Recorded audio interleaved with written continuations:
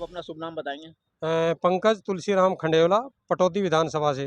पटौदी विधानसभा से हाँ जी। जो है यहाँ पर चल करके आए हैं एक हौसला अफजाई करने के लिए जो है, और भी कुछ समाज के लिए कोई संदेश मैं देना यही संदेश करना चाहता हूँ, करनाल में ये करनाल अपने यहाँ के मुख्यमंत्री जी हैं, जी खटारा साहब जो कहते हैं, वो तो खट्टर नाम था, किंतु उसको खटारा इसलिए कहा जाता है कि क्योंकि खटारे की सरकार है ये। जी इनका कोई भी काम सही ढंग से नहीं होता है, ये सिर्फ दूसरे के ऊपर थोपते हैं।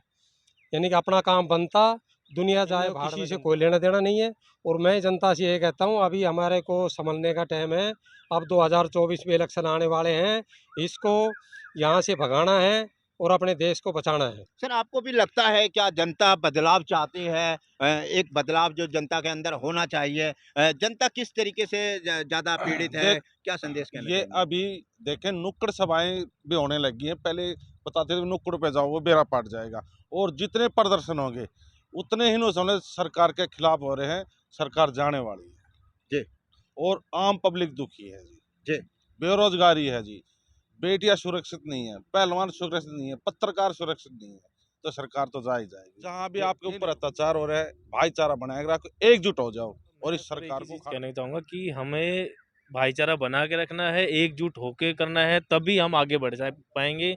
अन्यथा हमें ये सरकार जो है हमें दबाने का बार बार प्रयास कर रही है, जो कि हम नहीं दबेंगे, क्योंकि हम एक एजुकेशन सब कुछ है हमारे पास। तो मैं तो ये चाहूँ कि आप पूरे हम मिल के एक अपना मिलजुल के पूरी एक वो करें, क्योंकि हमें इस चीज़ का अधिकार है। और हम इस गवर्नमेंट को जो है सरकार को हम यहाँ से उखाड़ेंगे। हमें एक ऐसा नेता चाहिए, हमें एक ऐसा वो चाहिए कि जो हमें एक हमारे हमारे युवाओं का भविष्य सुधारे, ना कि इनकी तरह हमारे को ढेर ढेर करे हमारे पहलवानों के साथ ये हुआ, हमारे साथ ये हुआ। तो मैं तो ये कहूँगा एक मिलजुल के हमें वो तो करना प्रदीप चाहिए। जी, एक चीज और बताएं, थोड़ा सा युवा पीढ़ी को क्या रोजगार चाहिए, किस तरीके का देखिए जो सर, है लोगों के अंदर एक होना चाहिए जैसे गवर्नमेंट तो पहले जॉब थी, जैसे अब इन्होंने जो 4 साल का वो किया था, आर्मी का था, अब जी कोई वैकेंसी वगैरह नहीं है, दिल्ली पुलिस, हरियाणा पुलिस जो भी थी, अब ना कोई वैकेंसी है, पहले खूब काफ़ी वैकेंसी निकलती थी, अब बंदे जो है पढ़े लिखे हैं वो कहाँ जाएँगे? प्राइवेट्स नौकरियाँ वो बिल्कुल ख़त्म कर दिया है, वो सब ठेकेदारी शुरू कर दिया है, तो सर वो चाहिए ना उनको भी देखिए, नौकरी वगैरह लोगों के का लिए। यही कहना है, युवा पीढ़ी का भी यही कहना है कि लोगों को रोजगार चाहिए। यदि अगर उनको रोजगार ही नहीं मिलेगा तो जो सरकार है, केंद्र सरकार भी है, हरियाणा की सरकार है, वो अपनी कसौटी पे कहाँ तक खरी उतर रही है, और क्या सरकार की नीतियाँ वो जनता के हित में जा रही हैं या नहीं जा सरकारों रही? की इच्छा शक्ति की कमियों की वजह से आज तक कोई भी नीतियां जो है वो धरातल पर लागू नहीं हुई हैं, निष्पक्षता से लागू नहीं हुई है।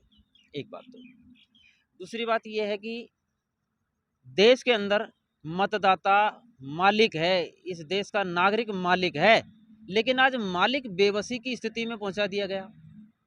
मालिक बेबसी की स्थिति में पहुंचा दिया गया, और जो अपने आप को जनसेवक कहलाते हैं वो मालिक की श्रेणी में पहुंच गए हैं, वो अपने आप को राजा कहलाते हैं। राजागिरी तो खत्म हो गई भाई, रजवाड़े खत्म हो गए, जी अब तो देश की जनता राजा है। अब ऐसा देश की जनता राजा है और उसके हाल भिखारियों से भी हमें बदतर कैसा है प्रतिनिधि कि चुनना ये चाहिए? जो स्थिति है कि गलत आदमी चुनावों में खड़े हो जाते हैं और गलत आदमी ही चुन करके आ जाते हैं। अच्छे व्यक्ति जो हैं वो अपने घरों में अपनी सुरक्षा, अपने परिवार की सुरक्षा को मद्देनजर डर के कारण, भय के कारण, चिंता के कारण अपने घरों में बंद होने को भी बाहुबली, धनबली, प्रभावशाली व्यक्ति चुनावी मैदान में बोरे भर भर के नोट लेके बैठे होते हैं, करोड़ों अरबों रुपए लगाने के लिए तैयार बैठे होते हैं। अब जनता के सामने कोई ईमानदार छवि आती ही नहीं है, तो चुनेगी कैसे? जी सर, सबसे एक चीज़ और भी है ना कि राजनीति के अंदर, चुनावों के अंदर जो है धन बल के पैसे की आवश्यकता ज़्यादा होती है। आम नागरिक के पास शिक्षित तो होता है, रोजगार होता है, बुद्धिजीवी होता है, लेकिन उसके पास में जब जो चुनाव लड़ने की प्रक्रिया की जो पूरी पूरी फैसिलिटी नहीं होती है, तो वो कहीं ना कहीं तो दबता ही है। तो ऐसे में फिर वो जिसके पास जो ज़्यादा पैसा होगा, जो खर्च करेगा लोगों के, फिर वही चुनाव जीत जाते हैं। तो ऐसे में कहीं ना कहीं तो लोगों को आघात पहुंचता है ना। एक सड़क के किनारे बैठा हुआ जूता साफ करने वाला आदमी या फिर एक रेड़ी लगाने वाला, सब्जी बेचने वाला आदमी इस देश का प्रधानमंत्री क्यों नहीं बन सकता?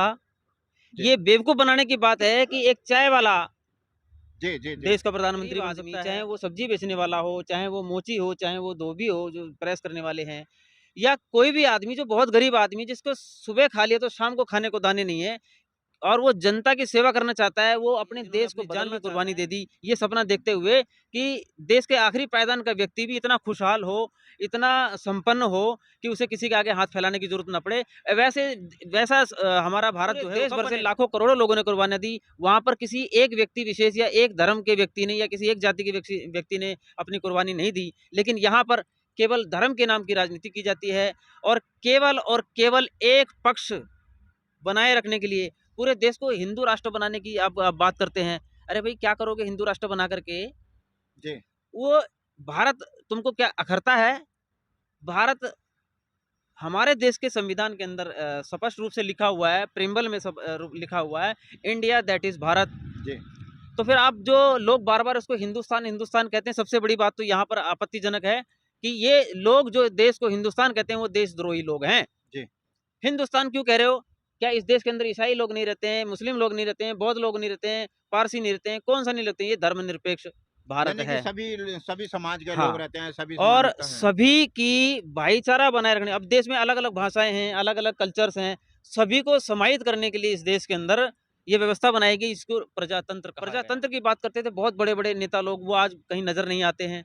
कि केवल चुनावों में बरसाती मेंढक की तरह निकल के आ जाते हैं। देश की जनता को जागना होगा। ये जो लाखों करोड़ों रुपए लोग लेके बैठे हुए हैं, इनके मुंह पे तमाचा मारने का काम जनता करे। उनको अपने आसपास के किसी गरीब वो व्यक्ति लोग को आया खड़ा करते करें। थे, आज वो चीजें दिखाई नहीं दे रही हैं, तो थोड़ा सा और भी जानने का प्रयास करूंगा। वो इसलिए नहीं दिखाई देती हैं कि इस पूरे देश के अंदर ऐसा स्ट्रक्चर खड़ा कर दिया गया है कि चुनाव से पहले अरबों खरबों रुपए लगा दिए जाते हैं प्रचार वरचार में। और हमारे देश का चुनाव आयोग उसकी देखरेख के लिए बनाया गया है। वो सबसे बड़ा चोर कहा जाए तो कोई अतिशयोक्ति नहीं होगी, जी। क्योंकि उसको नहीं पता कि उसने कहा है कि भाई 8 लाख से ज्यादा का आप खर्च नहीं कर सकते, और वो 18 करोड़ खर्च कर रहा है, उसका चुनाव क्यों नहीं कैंसिल? लाखों करोड़ रुपए की शराब बेच देता है, उसका चुनाव क्यों नहीं कैंसिल होता है? वो कई करोड़ रुपए के पोस्टरबाजी कर डालता है, उसका चुनाव कैंसिल नहीं होता है। एक व्यक्ति बेचारा पंपलेट बड़ी मुश्किल से छाप पाएगा, जी। वो व्यक्ति चुनाव में खड़ा हो जाए तो वो 18 करोड़ वाले का कैसे सामना करेगा सर? तो ये जो असमानता की जो व्यवस्था जो हमारे देश में चल रही है, इसकी वजह से लोकतंत्र कभी कामयाब नहीं हो सकता, उसका सपना कभी कामयाब नहीं हो सकता। इसके लिए हमारे देश के नागरिक को जागना पड़ेगा, मतदाता को जागना तो पड़ेगा। वर्मा जी, एक चीज और भी है कि परिवर्तन कैसे लाया जा सकता है, थोड़ा सा उस पर परिवर्तन सिर्फ इसी तरह लगा सकता है, आपकी जो वोट है, जी। आपकी वो वोट नहीं है, केवल वो अमूल्य है, उसकी कोई कीमत नहीं है। और आपकी वोट आपका भाग्य है, आपका भविष्य है, और आपका वर्तमान भूत समाज में भविष्य कैसे सब- परिवर्तन आ सकता है, थोड़ा कुछ कहना चाहिए? जनता को जागरूक होना पड़ेगा और समाज के अंदर जो भी कैंडिडेट जो ये नेता लोग जो चुन के भेजते हैं, इनको अपने क्षेत्र में जो विकास करे, जो देख के उसको जब ही उसको पोलिंग करें और वोट का अधिकार अपना समझे। सर, मेरा सवाल ये है कि थोड़ा सा मैं ये जानना चाह रहा हूँ कि जो जातिवाद है, जो सबसे ज़्यादा हमारे देश के लिए, हमारे समाज के लिए नुकसानदायक है, क्या जातिवाद पूरी तरीके से ख़त्म होना चाहिए या नहीं होना चाहिए? मेरा मतलब यह है कि परिवर्तन कैसे लाया जा सकता है? देखो, जातिवाद तो ये जो बड़े लीडर नेता लोग हैं यही फैलाते हैं। जी। देश के अंदर तो कोई जातिवाद नहीं है। देश के अंदर कोई जातिवाद नहीं। सर, आप क्या कहना चाहेंगे, जो एक जातिवाद के वजह से जो है एक परिवर्तन आना चाहिए देश के अंदर, तो कैसा परिवर्तन कैसे लाया जा सकता है, क्या कहना ये चाहिए? बड़े लोग हैं, नेता है, ये जातिवाद फैलाते हैं जब इलेक्शन का टाइम आता यानी है। कि नेता लोग फैलाते हैं, जी, यही आपको लगता है? हमारे बीच में और भी हैं और साथी, हम उनसे भी बातचीत करने का प्रयास करेंगे। सर, ये जो आजकल जो है युवा पीढ़ी है, क्योंकि नई चीजें आ रही हैं, लोग जातिवाद फैला रहे हैं, जो ये जातिवाद क्या खत्म होना चाहिए या नहीं होना चाहिए, सर क्या कहना बिल्कुल चाहिए? होना चाहिए खत्म। ये देखो, ये जब पॉलिटिक्स चीज़ें होती है, ये जातिवाद को बढ़ावा देते हैं। वैसे तो हम लोगों को भी ये देखना चाहिए कि सब एजुकेट है, पढ़े लिखे हैं, सब ये चीज़ें सब समान है, जातिवाद खत्म होना चाहिए। पर कुछ चंद वोट के वो करने वाले, ठीक है, पॉलिटिक्स वाले, जो ये चीज़ें बार बार जातिवाद का बढ़ावा देते हैं, यही इस चीज़ को ईवीएम के द्वारा चुनाव करना लोकतंत्र के साथ खिलवाड़ करने का मामला है, हत्या करने का मामला है। ये बहुत गंभीर मामला है। ये इस देश में जो मीडिया है, भारत का मीडिया, इस पर चुप्पी लगा के बैठा। ला करके उन्होंने 2 बार सरकार बनाई तो उनका कॉन्फिडेंस बढ़ा हुआ है। अटल बिहारी और अडवाणी दोनों मिलकर चुनाव लड़ते थे तो 186 से ज़्यादा आंकड़ा पार नहीं कर पाए। तो पहली बार नरेंद्र मोदी अकेले ने ही 283 सीटें जितवाई। जब उसका कांग्रेस के साथ समझौता हो गया ईवीएम के मुद्दे पर, उसके बाद उनको बीजेपी को बहुमत मिला।